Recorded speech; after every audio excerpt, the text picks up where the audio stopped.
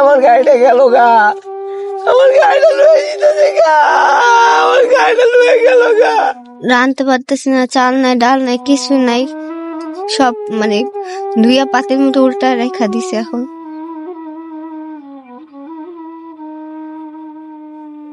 এই যে বাসাটা আছে, এই ভাতটা গতকালকে রান্না করা, এবং এখানে আসলে যা ভাত ছিল সেটা এই যে নুরুন নাহার, যার সন্তান হবে আগামী 3 দিনের মধ্যে, তিনি খেয়েছেন। এবং এখান থেকে আমি এই যে ভাত নষ্ট হয়ে গেলে যে গন্ধটা আসে, এখান থেকে আমি স্মেলটা পাচ্ছি। তো এই যে এখানে ডাল, এখানে এই হচ্ছে ডালের অবস্থা।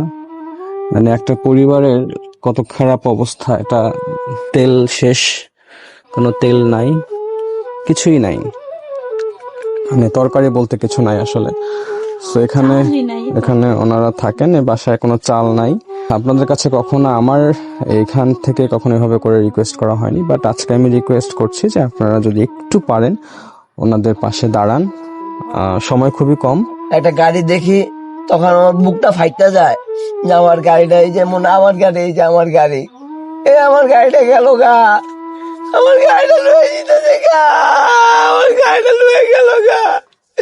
আমি বাইরে গেলে আমি এটি চিন্তা করি আমার গাড়িটা গেল গা, আমি খালি এটি চিন্তা করি আমার গাড়িটা লয়ে গেল, আমি কি করে খাবো এখন চিন্তা করতেছি, আমি কি করে খাবো।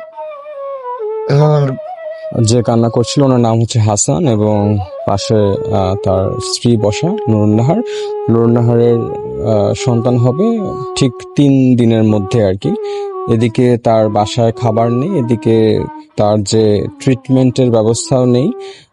যদি সামনে দেখায় রাহেন, এদিকে ওনার হাত দেখেন একেবারে হলুদ হয়ে গেছে, রক্ত শূন্যতা যেটাকে বলা হয়।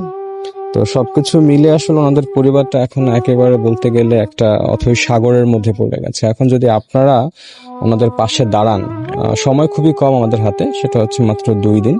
এই 2 দিনের মধ্যে ওনাদের জন্য যদি আপনারা কিছু করতে চান, তাহলে ওনাদের যে নাম্বার দেওয়া আছে সে নাম্বারে আপনারা যোগাযোগ করতে পারেন। আর আমরা বর্তমানে আছি হচ্ছে আদর্শনগর বেগুনটিলা, এটা ঠিক কালশি মোড়ের পাশেই একটা ভিলেজের মতো ছোট্ট একটা প্রকল্প, হচ্ছে ডিএনসিসি ইউনিসেফ আরবান পাইলট প্রকল্প আর কি। এখানে ওনারা থাকেন। ওনার নাম হাসান। ওনার কথা বললে হয়তো এখানকার আশপাশের লোকজন ওনাদের যে বাসা আছে সেটা দেখিয়ে দেবে। এবং ওনার যে ক্ষতিটা হয়েছে, ওনার যে অটোরিকশা নিয়ে গেছে, সেই অটোরিকশা নিয়ে যাওয়ার কারণে আজকে এই পরিবারে হচ্ছে হাসান সাহেব, তার মা, তার বোনের বাচ্চা, তারপর তার স্ত্রী, প্রায় 5-6 সদস্যের যে সংসারের পুরো খরচটা এই হাসান যিনি আছেন উনি বহন করেন। তো যেহেতু ওনার অটোরিকশা ছিনতাই হয়ে গেছে, ওনাকে একটি জুস খাইয়েছে, এবং জুস খাওয়ানোর পরে গাড়ির ভেতর বসিয়েছে। এসির বাতাস দেওয়ার পর উনি আরো বেশি অসুস্থ হয়ে পড়ে এবং সেন্সলেস হয়ে পড়ে। এরপর ওনাকে দিয়াবাড়ির দিকে আসলে ওনাকে ফেলে যায়। সেখান থেকে উদ্ধার করে বাসায় জানায়, তারপরে তারা ওনাকে এখানে নিয়ে আসে, বাসায় নিয়ে আসে। তো মূল বিষয়টা হচ্ছে যে এখন আপনাদের সবার সহযোগিতা দরকার। যদি আপনারা সহযোগিতা করেন তাহলে হয়তো এই পরিবারটা এত বড় একটা বিপদে তাদের সাহায্য হবে। আপনার খাওয়া দাওয়া হয়েছে ঠিক মতো আজকে? না, এখনো হয় নাই খাওয়া দাওয়া। সকালে খালি কড়া ভাত খাইছিলাম, আর কিছু খাইনি এখন। আপনাদের খাওয়া দাওয়া হচ্ছে না এই যে অটোরিকশা চুরি হওয়ার পর থেকে আসলে, তাই তো? হ্যাঁ, রাঁধতে পারতেছি না, চাল নাই, ডাল নাই, কিছু নাই, সব ধুইয়া পাতির মতো উল্টা রেখা দিছে। এখন আপনার কি মনে হয় আসলে যে কাজটা যারা করেছে মন থেকে অভিশাপ দিচ্ছেন? হ্যাঁ, আপনার হাজবেন্ড কান্না করতেছে কিছুক্ষণ পর পরে, আসলে সারা রাতই কান্না করে।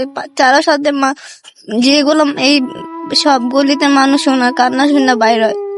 পরে রাস্তার জায়গা মরতে যাইবো, এনে যাইবো, ওনা যাইবো, ওনা কিছু করে সামলাইতে পারতেছি না।